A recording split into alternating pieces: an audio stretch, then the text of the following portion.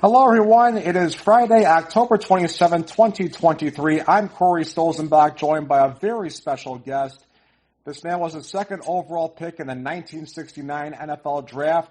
He played in 7 Pro Bowls, was elected to 8 of them.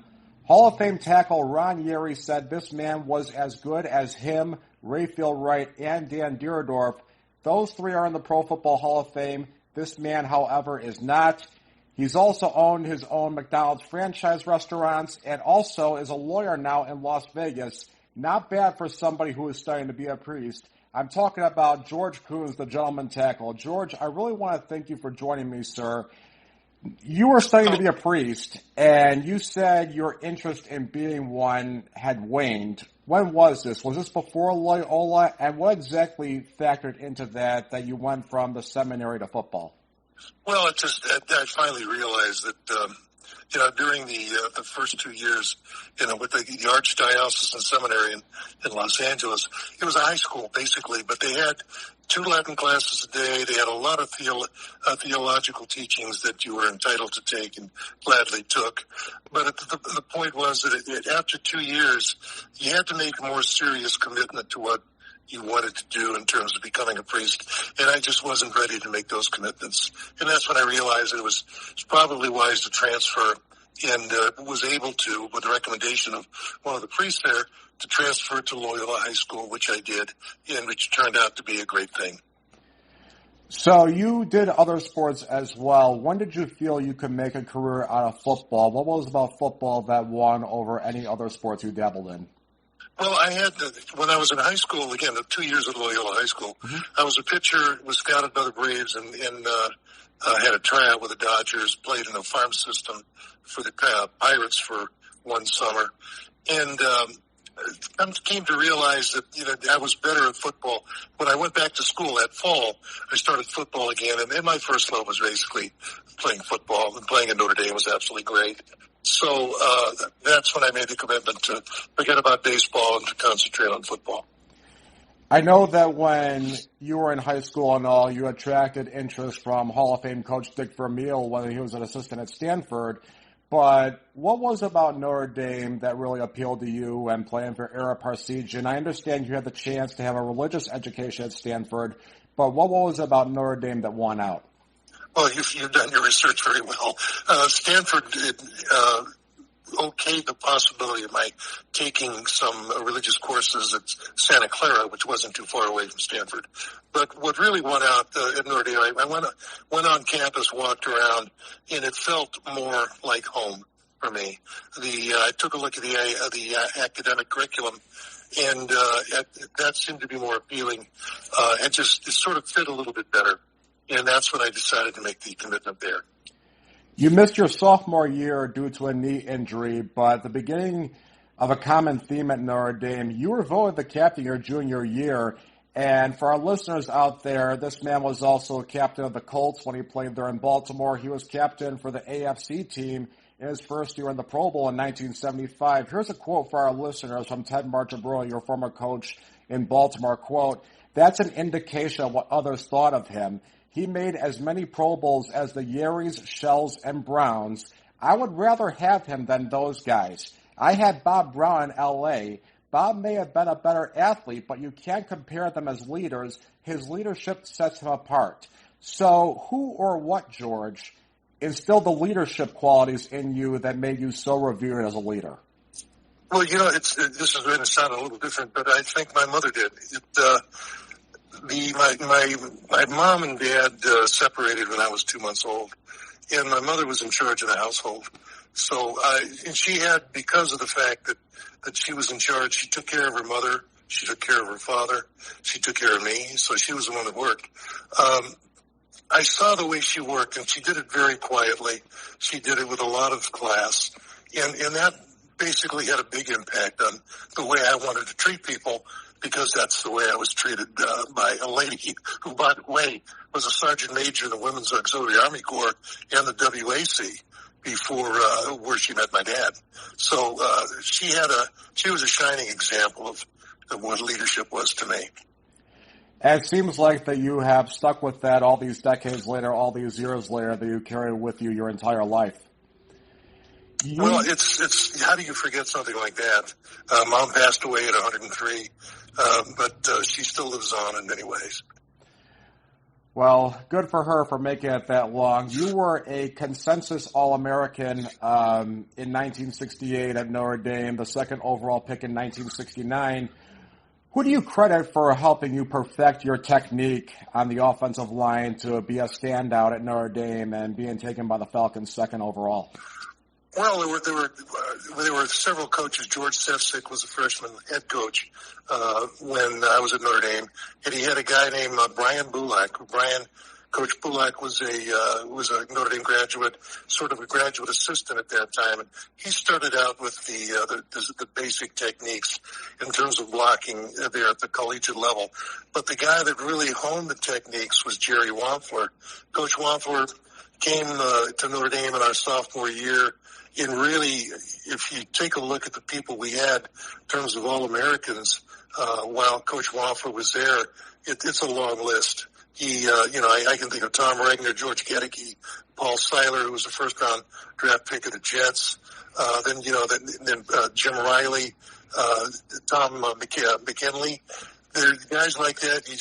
You don't have that many guys who play that well at that level without some great coaching. And those guys that I just mentioned were over a 2-year period that Coach Wampler started to work with. And later on, he became a head coach on his own, but he left his mark on the offensive line at Notre Dame. You go to the Falcons, and they're still a new team. They're entering their fourth season. They're trying to find their footing. Teams like the Eagles picked third overall. They drafted Leroy Keys from Purdue. The Steelers picked fourth overall. You might know their draft pick, a guy named Mean Joe Green.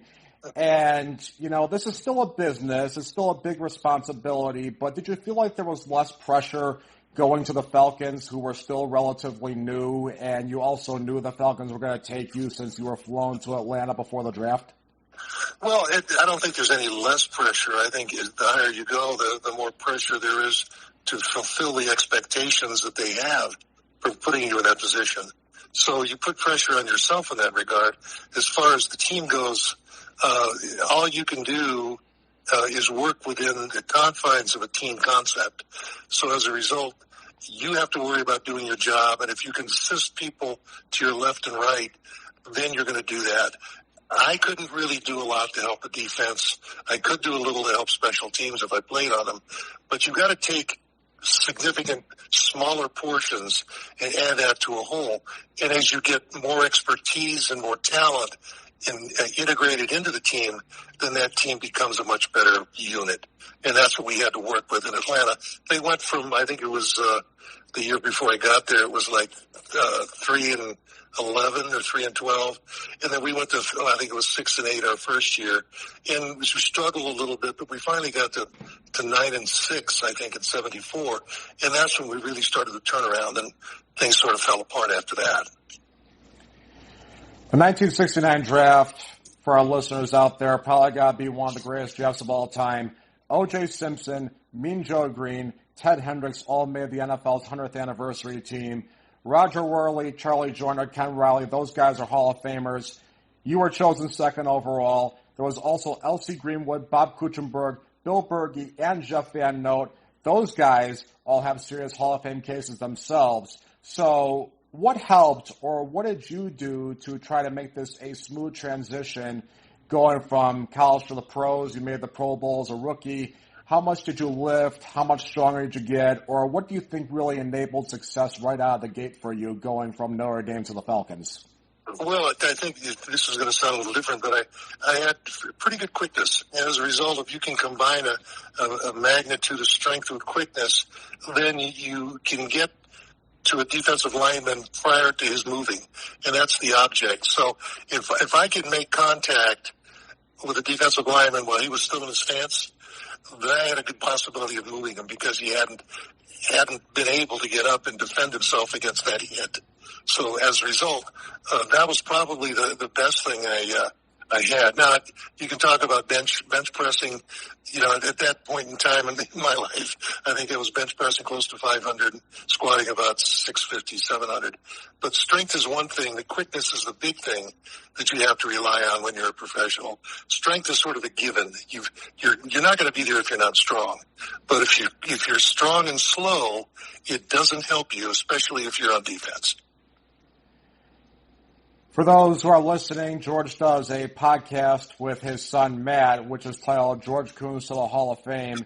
And on that podcast, George, you talked about going against your teammate, the late Hall of Famer Claude Humphrey, in practice. You were talking about maybe preparing him for a Forrest Gregg or a Rayfield Wright that week and maybe incorporate their technique into your repertoire. So which lineman or linemen, could be Forrest Gregg, could be Rayfield Wright, do you feel like really influenced your technique at the professional level? Well, I think that the guy that was at the forefront of all of it at that particular time was Forrest Gregg, and the way he worked with the Packers. He was a great offensive lineman. There's no doubt about it.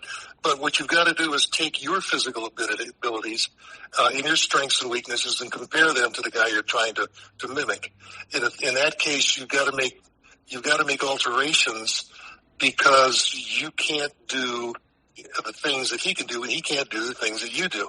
I took a look, for example, if with Forrest Gregg, the way he set his right foot, he was a right offensive tackle, his right foot was his outside foot. The way he set his foot was different than the way I set mine. And I've got to take that into account and try to see how I can make it a little bit better from my standpoint as compared to the way he did it, because I didn't have the abilities that he had in setting up like that, and he didn't have the abilities that I did. So that difference, that nuance, is what you work on in practice.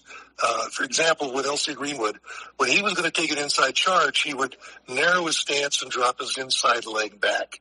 You know, that's a tell. And if you can tell that about somebody and where he's going to be, your block is halfway completed. So those are the things you look for in film, and those are the things you try to copy to see if they fit the way you play. Some quotes for our listeners. This one from Ron Yeri, quote, George was as good as any of us, Rayfield, Dan, and myself. He was every bit as strong, quick, and smart as anyone who played, end quote. This one from Jack Youngblood. Quote, George was kind of a mixture of Rayfield, Dan, and Ron in a way. On running plays, he was quick off the ball like Rayfield, and he could get into you if you were not careful. And if he did that, on pass plays, he'd short set you like Dan would, meet you at the line of scrimmage so you could do your moves, then take away your momentum, end quote.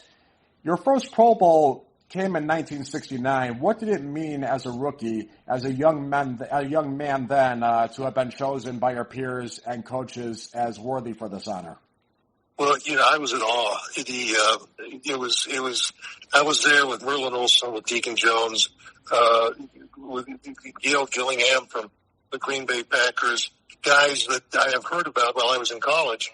And as a rookie lineman, you don't expect to be there and meet those guys, but it was such a thrill to see people that you admired and actually play next to them that it was a great time. I'll never forget in the tunnel before the start of the game, I went up and down the line shaking hands with every one of the guys that was there and saying, I really enjoyed it. Thank you. I just learned a lot. And that's the way it was. It was just, for me, it was a great learning experience, but it was even more insightful to be able to see how these guys approached the game and to try to incorporate that in what I tried to do when I was playing. You said you took pride in preparing Claude for the games, and you felt like you played a small part in helping Claude get to Hall of Fame. In your opinion, how come you think you yourself have yet to get there, in your opinion, to Canton? Well, I've never really pushed for it in that regard. I think there was when I was in Atlanta, we had a great time. I thought we were on the verge of being a great team. And what really sort of got in the way of that was 1974 with the strike that came on. I think that really separated. It made a division, a line in the team, guys who supported the strike and guys who didn't. And as a result, when we came back from that, the amity wasn't there. The ability to work together wasn't quite the way it was before. And I think that's what affected the season, and that's when I started to make a lot of changes.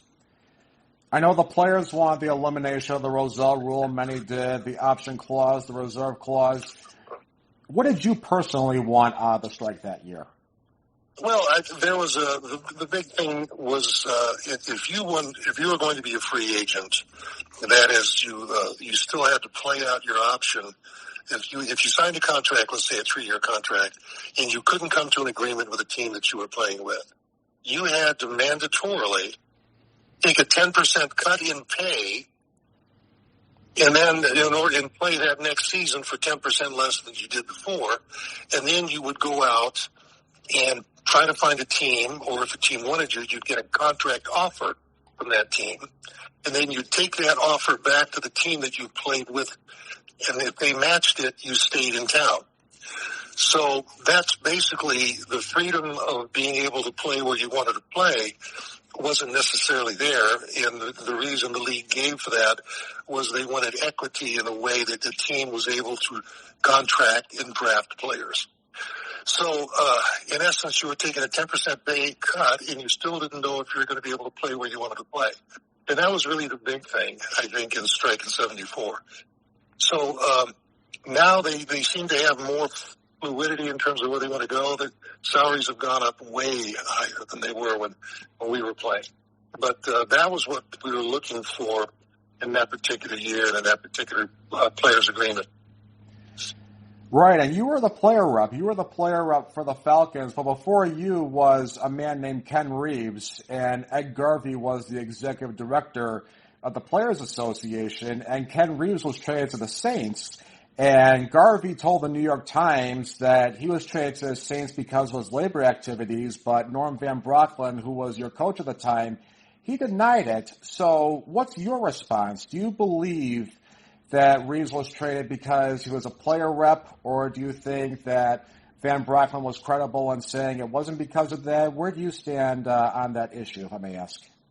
Well, having been a part of it and having seen the strike, it was probably because of the fact that Kenny was a player rep.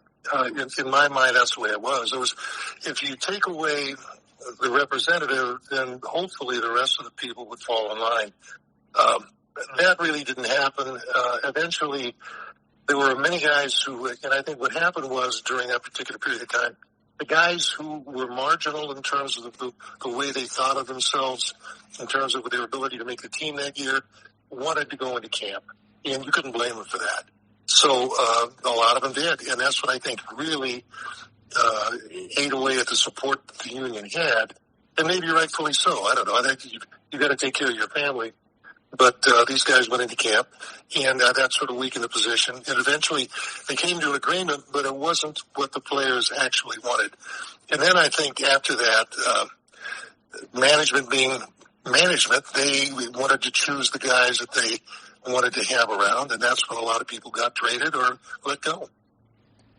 So what went through your mind when you found out that you were the new Falcons player rep? What were some responsibilities and duties that you had? And were you worried or scared at all about what you were going to be doing once you filled that role? Well, I trusted the idea that we were in the right, and that there was the possibility that players would have more benefits as a result of what we were trying to do. That didn't pan out the way I figured, for obvious reasons. But that's what I went into the position thinking. It didn't work out that way. There was a lot of animus that Players Association representatives and owners had against each other, and I think that got positioned, and it fell down to the guys who were the rank and file. So as a result, it wasn't purely that reason I was traded. I think the Colts wanted an offensive lineman because they had a great quarterback in Burt Jones. So they wanted somebody that would help build the offensive line, and the Falcons needed somebody who was a quarterback. So the timing was right, the mood was right, and then obviously the trade worked out for the Colts and for the Falcons when they got Steve Bartkowski. Right. The Falcons sent you and a third pick to the Colts, who sent the first pick to the Falcons, which, like you said, they were used on Bartkowski. And your last season in Atlanta, you guys, the strike lasted for 41 days and no deal was reached. And the owners really didn't do much to end the strike. And they thought the courts would side with them. But how awkward was it, if at all, to go back to camp and maybe see teammates who might have crossed the picket line? Or what did you guys do to patch things up and put things behind you if they had crossed the picket line? Well, it was always good to see guys that you played with, but I think there was a lot of resentment on both sides in terms of guys. If you stayed out of the strike, you lost some pay, and you were trying to get everybody's rights, and you felt that the guys that went into camp were guys that were taking the benefits of what you tried to do, yet didn't suffer any repercussions because of it. On the other side, if you went into camp, you were trying to make the team, or you felt that the ownership had the right to do what they needed to do to preserve their asset. And as a result, you decided with the owners, then it was, in the long run, going into camp, you realized there would be fewer repercussions against you individually as it would result after the strike was over. So that's basically the two sides that I think their basic opinions were like that. And as a result, we actually imploded, I think. The resentment was there, and as a result, guys, that the word team really didn't come to a concept that we could recognize after the strike. That's one of the reasons I think everybody had to sort of rebuild after that. There were some teams like the Raiders, the owners actually came in and said, look, stay out. Don't come into camp. We want you guys to work as a unit. And that worked in some places. That didn't always work, or you didn't have the availability to do that in others. And that's the way it was in Atlanta. There's often that debate, that confusion about you, if you're a 7-time Pro Bowler, an 8-time Pro Bowler. Is it true that you were elected to the Pro Bowl in 1974, but you didn't find out about it? Well, the only way I found out about it was to go through the encyclopedias of NFL history and find out that I was elected to 8, but at least that's what some of the books say. But I was informed that I was going to that 8th particular. Well, I guess it would have been the 5th or 6th when I was with Atlanta. So I don't know the reason for it, other than the fact that it's in the books. I saw it and just wasn't informed about it. You thought the trade to the Colts was going to be the worst thing that happened to you, but how did your new teammates receive you, and when did you know that things were going to be okay? Well, at the first practice, you see a guy like Burt Jones with an arm like his. We didn't have anybody like that in Atlanta. And then there was one guy I think that was pivotal in terms of making me feel more comfortable. I played in a Pro Bowl with a guard by the name of Elmer Collette when Elmer was with the San Francisco 49ers. And Elmer was in Baltimore. So he was the guy that was playing right next to me. So I think at first, having Elmer there was really a benefit because we knew each other casually. We were able to work together. He was able to introduce me to some of the other guys. And we actually, after that, we broke training camp. We actually worked very well as a unit because we got to know each other a little bit better in a far better way than we did in Atlanta. And I think the reason for that was that in Baltimore, hardly anybody, if you played for the Colts, lived in the city after the season was over. So everybody was in the same condominium or apartment complex, and you got to know each other not only at work but on your days off. You went out to dinner together. The wives knew each other. In Atlanta, most of the guys lived in town. You didn't have that apartment concept going on, so they lived in their homes, and you rarely saw them during the off season unless they were working out at the facility, which at that time was the stadium in Atlanta, the old Fulton County Stadium. And if the guys had gym close to home and worked out there, you didn't see your teammates all year long, and you didn't see them in the off season either. So at least in Baltimore, we all sort of lived in communal areas and apartment complexes. We'd have barbecues together. We'd get together on our days off. And Bert was the first guy that ever took me goose hunting on the eastern shore of Maryland. But there were 10 or 12 of us that would do that every Tuesday, which was our day off. So we not only played together and worked together, we recreated together. Well, very nice. Obviously, that can help with chemistry and morale. And before you got there, what did you know about the Colts before you got there? That sort of deal. What were some things that you knew about the Colts before you got there? And also, what do you feel like you had to offer the Colts with your new team? What do you feel like you had to offer to make it a good fit? Well, all I knew about the Colts was what I saw the previous year. Joe Thomas, who was the general manager, they fired their head coach, and Joe took over the team. And he only came up to the line of scrimmage with a tight end on the right side. They never put him on the left side. So he wanted to keep things uncomplicated, but it was so simplistic. It was almost, it was unbelievable. The one that, I forgot the second part of your question, Corey. Go ahead. I'm sorry. Yes. What did you feel like you had to offer that you could be a good fit for the Colts? You know, you talk about some of your technique, you know, the leadership. What do you feel like you really had to offer the Colts, a new team? Well, going into the season, if what you really try to do on offense is you set up one specific play of one specific area of an offensive unit that you can count on. In which if in our particular case, they could count on running between the guard and the tackle. If you can do that, then a defense is going to have to adjust to stop that. In order to adjust, they've got to weaken some other area.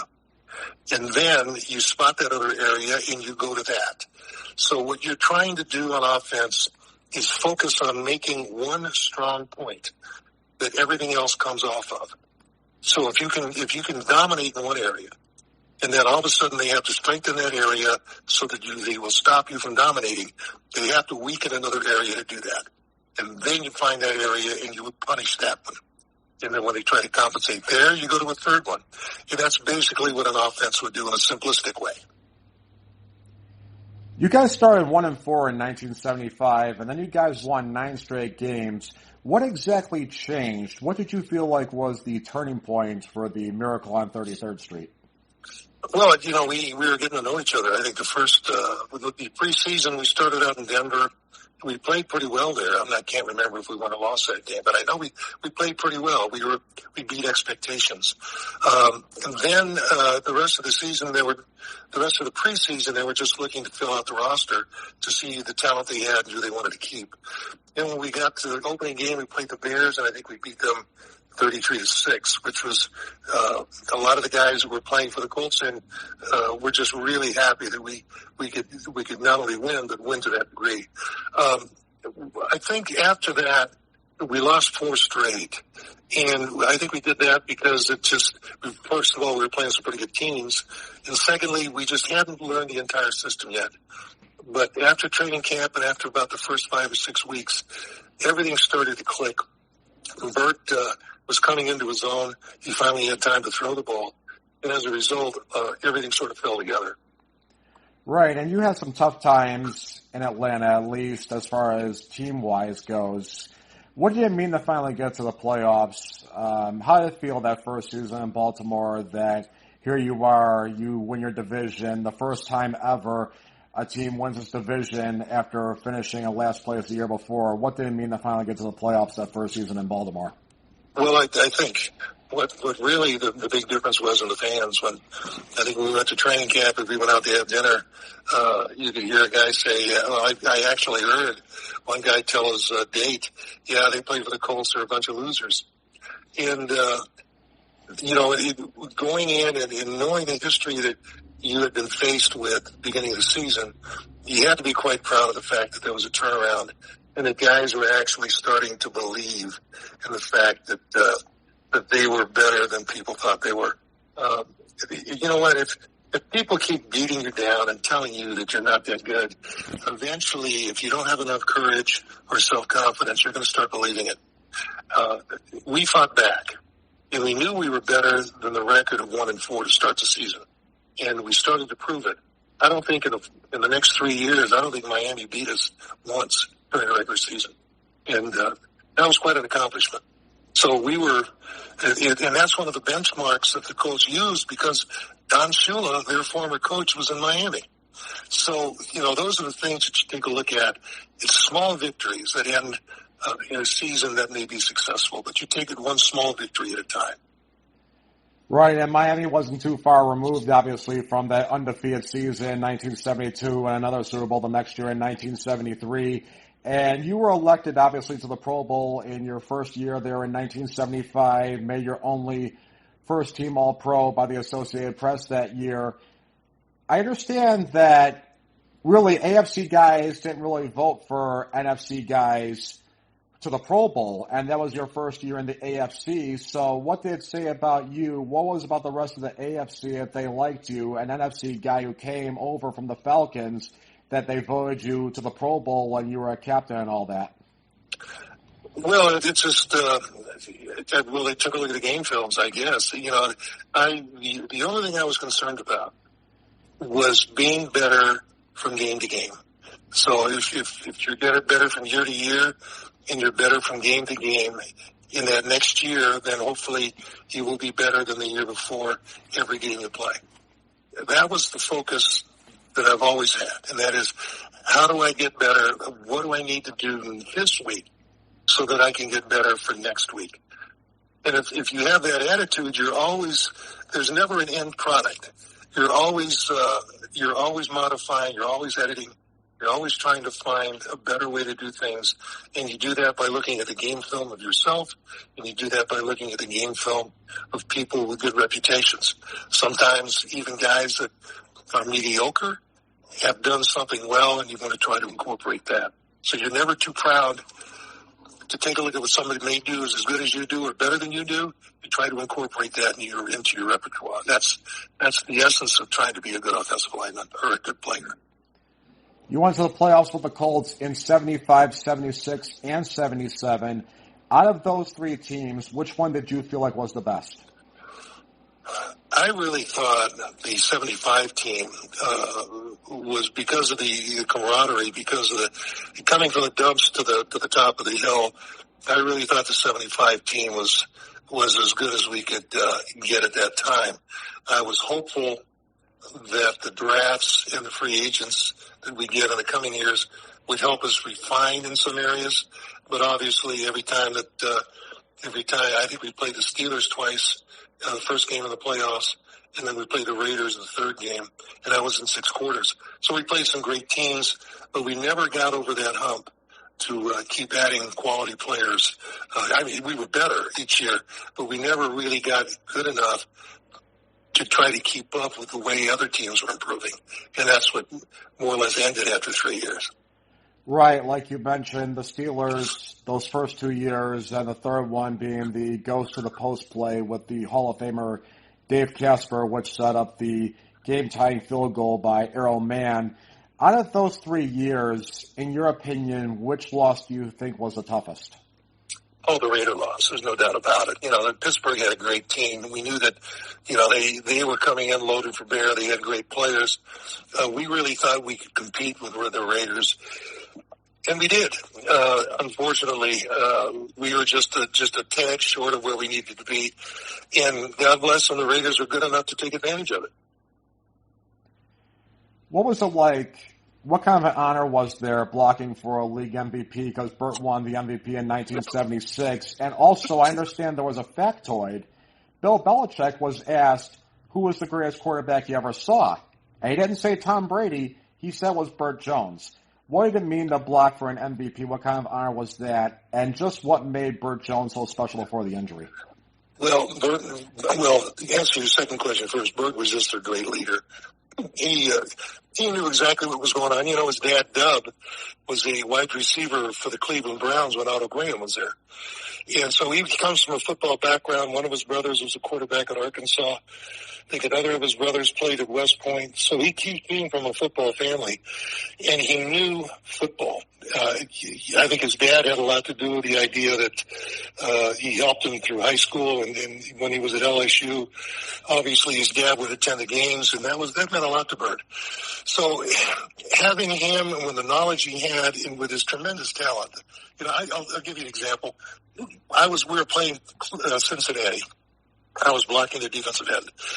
And Bert threw a long pass for a touchdown to Roger Carr.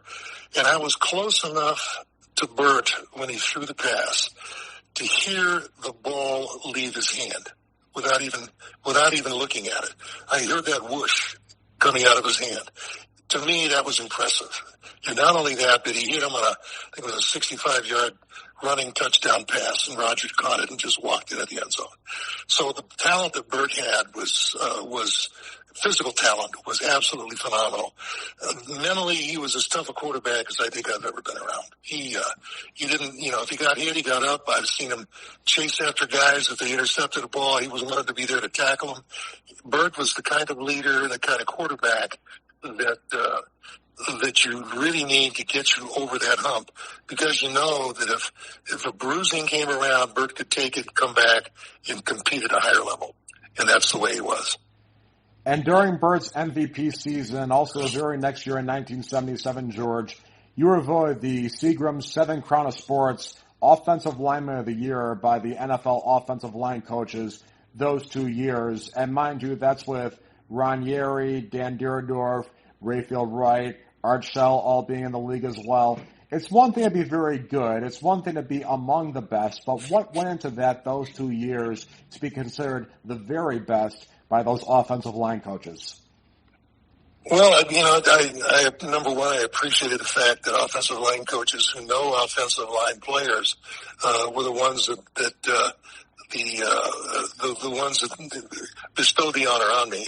That to me was, that's as big an honor as you could get, getting honored by somebody who knew your position. So that was number one. It also, in your own mind, it fulfilled what you were trying to do. It lets you know, and this is the bigger thing, I think, that you're on the right path, that you've done things correctly. You owed it to your team to be the best you could be, and you get that recognition from someone who knows your position and knows what it takes to get the job done. The idea that someone knowingly gives you that award and understands what you're trying to do means much more than getting an award from someone who may not. And to me, that was the biggest thing about getting those awards. I also got one, I think, from the other one was Player Association, which was a player vote. And I think that was in 76, the NFLPA. But that was also meaningful to me because it came from guys who played the position I played. And during those first 3 years in Baltimore, I believe this was from John Turney of Pro Football Journal who pointed this out, you guys in Baltimore, you ranked top 10 in the league in rushing, passing, and total offense your first 3 years with them. Then you get injured in the 1978 season opener. You're out the rest of the year. And they bottom out. They bottom out, the Colts do, in terms of offense after you get injured. What comes to mind when you hear this, that they're in the top 10 in offense those first 3 years, then you get injured and it's not the same? Well, you want your team to be successful, number one, and that's the big thing. You're just sorry for the guys because you know what they're going through. When you've been in a position where you've had a lot of success, and all of a sudden, no matter what you try to do, that success isn't forthcoming. You go back and you start to question what you're doing, and those questions can eat away at you and eat away at your confidence. So those are the things that really sort of come to mind. When I was looking at that, I realized when in 1970, 1979 or so, 1979, they lost quite a few guys from their starters, and they had to bring in other people. And that was a big contributor to the type of season they had. I remember after surgery in 79, I was watching them play against New England, and they were listing all the guys that were out with injuries. I was one of them. But when you have 11 names on the screen, I think it was, it tells you exactly what kind of a season you're going to have. So you feel sorry for the guys, but the guys on the team have got to suck it up, go for it, and do the best they can in the meantime. And with you being injured the first game of the 78 season, you missed all of 1979, and you were doing color for NBC at the time. How would you describe the recovery process, and how worried were you if you'd ever play again? Well, I had surgery at at Memorial Hospital in Baltimore. I had two doctors, one the team orthopedic surgeon, and the other one with Neil Aronson from Johns Hopkins. He was a neurologist. So I had two doctors performing the surgery, and they told me then and there that the chances of playing again were slim to none. So I was in a metal cast for about 6 months. At that time, where now they would use titanium screws on an L5S1 fusion to try to get things back together. Back then, they would take a piece of bone from your pelvis, wedge it into your spine, and then let it calcify, which is why you would wear the cast. So there was a different method involved in trying to correct the effects of having a spine with a vertebrae jutting out. So as a result, you had to sort of relax and take it easy. After that period of time, after 6 months, I was going through the roof in terms of trying to get some things done. I had made up my mind that I wanted to try it again and go back and help the Colts. And that's when I had some great help from some folks at a gym in Scottsdale that got me back on the right track and enabled me to go back and play. It was John Cole, the John Cole system. He had a gym right there. And Marv Phillips was the guy that helped me out. And Marv and John were instrumental in letting me come back and give it one more shot. How great did it feel when you got back in 1980? When you returned in 1980, how great did it feel to be back on the football field again? It felt great. It felt like I belonged. This is what I did. This is what I did well. I had to be a little more careful in terms of the way I approached it. I had to do a little bit more to prepare for practice in games. You had to again make sure I stretched, make sure everything was all right, and then as it turned out later on in the season, even that didn't help. We were playing against Kansas City. And our running back, Art Still was a defensive end, took an inside charge, and I took Art inside. Our running back didn't adjust and ran right into the user with his helmet, and that's more or less what ended my career. Right, because you got injured after 6 games, and the Colts actually went 4-2 in games you played, and 3-7 when you did not. When did you know that it was time to retire for good? When did you know that this was it? Did you know right away, or did you have to take some time, or when did you feel like that was it for you? Well, after that injury in Kansas City, the only time I played was in a reserve role going into the last game of the season. And that was, I think, just blocking on field goal extra points. When that was over, I knew pretty well that it was time to retire, that I wasn't playing at the level that I wanted to because I had no feeling in my legs. So it was time to give it up. And luckily, that's when I found McDonald's and got into that franchise situation. So what interested you in opening and having your own McDonald's franchise? Well, I had some good friends who were in the McDonald's training system, and they said I should take a look at it, and I actually did.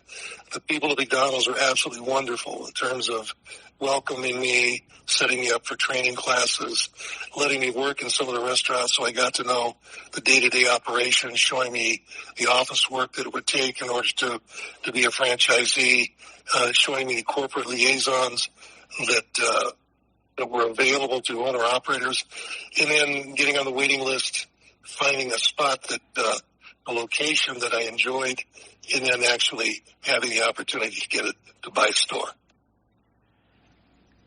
Just want to ask for clarification.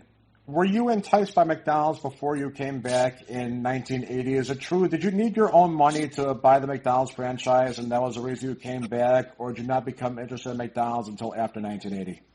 Well, actually, I did need some additional funds in order to put enough money in it to get the franchise. So that's one of the reasons I came back. But the other reason was I wanted to give it another shot to see exactly how much I've lost or how much I could gain by virtue of what I tried to do in terms of working out and getting ready to get back. Again, we talked about it a little earlier. If you're weak in one area, you try to compensate for it in another. So it was just another experiment for me to find out what I could do to compensate for any loss I would have because of the spinal fusion in terms of my ability to block. So that's always a challenge. It's always a question. It's a great game to play. And if you can get interested in playing that kind of a game, it makes what you're doing more enjoyable. We talked earlier about your leadership abilities. How much do you think your abilities as a leader and playing in the NFL prepared you for success as a McDonald's franchise owner? Well, you're always, in the NFL, you're always trying to overcome adversity. And by adversity, I mean the strengths that someone may possess that you don't, and what you do possess that could counteract and negate what he was trying to do. That's always a great game to play. You do that when you're watching films to find out what his strengths and weaknesses are. You're doing that when you watch team in terms of what that team is able to accomplish and what it isn't. Then you take that factor, you put it into your own facts as to what you know you're good at, and you come up with a solution that allows you to prevail.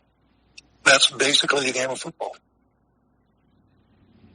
But eventually, though, you went into another venture. What got you into law? Because you eventually sold off different McDonald's restaurants. You enrolled in the UNLV School of Law at 59 years old. You do personal injury, family law, estate planning. What was it that factored in going from being a McDonald's franchisee to more of being what you do now as a lawyer in Las Vegas, an attorney in Vegas now? Well, I'll tell you, it's a long story, but I'll get into it. When I was growing up, my best friend in life was a guy named Doug Simon, and Doug and I went to grade school, high school, and college together. Doug's dad was the head of the FBI on the West Coast, and when he retired from that, he started a law firm in Los Angeles, which is where I went to school in high school. And Doug and I would work as, they called us clerks, but we were gophers at his dad's law firm. That's when during that time that we worked for his dad, he would give us about a half hour a week to talk to him about the law in his office. And one of the questions Doug and I asked him during one of those half-hour meetings was, what should we take in college in order for us to be good lawyers in the future? And his answer was, it was a great answer. He said, it really doesn't matter what you take in college. What matters is that if your client calls you at 2 a.m. and asks you to come down and bail him out of jail, you're willing to get up, go down there, and bail him out. And if you can do that gladly, you'll be a good lawyer. And I never forgot that. So Doug and I went through Notre Dame together. He went to USC Law School. I got waylaid into the NFL, and I was glad to do that. Don't get me wrong. But Doug went in. He became editor of the Law Review, semifinalist in moot court competition at USC. Became a lawyer. Was the youngest attorney ever to plead a case in front of a U.S. Supreme Court justice, and died at the age of 35. So, and I was there with him towards the end, and I saw what he was going through. But it always made an impression on me when my wife and I, Mary Sue and I, had 6 stores, it's 7 stores with McDonald's. They were pretty much paid off, and I was getting tired of working with McDonald's. And she said, well, why don't you go to law school? And that's when I decided, well, okay, we sold the stores. I took a preparation course for the LSAT, passed the LSAT, got a high enough score to get into a UNLV law school, Boyd School of Law, and then decided to practice law. And went to law school, graduated, took the bar, and a good friend of mine who was also my attorney invited me to join him in his firm, and that's what I've done for the past 15 years. And it seems like life has been very good to you, whether it's as a All-American Notre Dame or a Pro Bowl, All-Pro NFL lineman. You're a husband, you're a father, you've been a restaurant owner, you've been a lawyer. What would you say you're the proudest of, George, both in your playing career and in your life? Well, I'm proudest of my wife and my son. With absolutely no second thought. They've been great people. My son has been successful. I'm proud of the man that he's become.